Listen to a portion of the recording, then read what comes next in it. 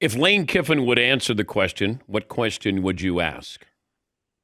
Um, hey, what are we doing here, bud? Like, and you know what? I think outside of, you know what, Dan, the obvious of what are we doing is why now?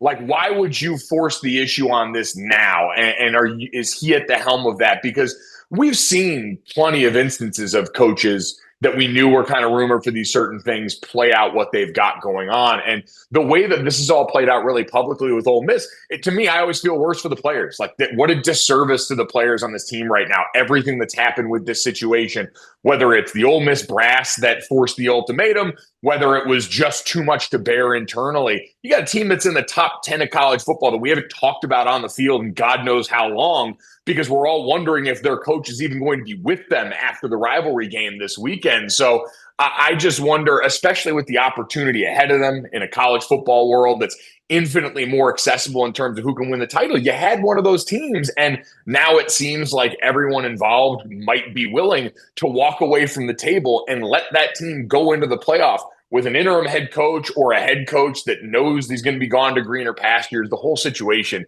it just is bizarre, and I feel bad for the players who have put so much into the season and have had that certainly upended by this, but could potentially be even more upended after this weekend. Yeah, and I wonder if it comes out, if he tells the team prior to that he's leaving, I would say put it on the players to vote if they want Lane Kiffin to be their coach after this for the playoffs. Even though, the committee may ding them if Lane Kiffin is not their head coach.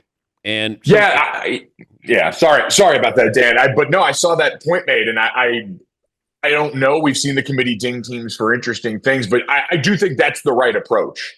It should be on the players if it comes down to that decision. And if they're comfortable enough with that and say, hey, you still give us the best chance to win this season, especially considering a bunch of those players could follow him if he goes. This is the day and age in college football we live in where you can pluck the core of your roster and help reset the foundation elsewhere. There might be a little bit less, oh, you're leaving us here than there used to be. And so maybe with some of that mercenary mindset, these guys could be more comfortable with that the most.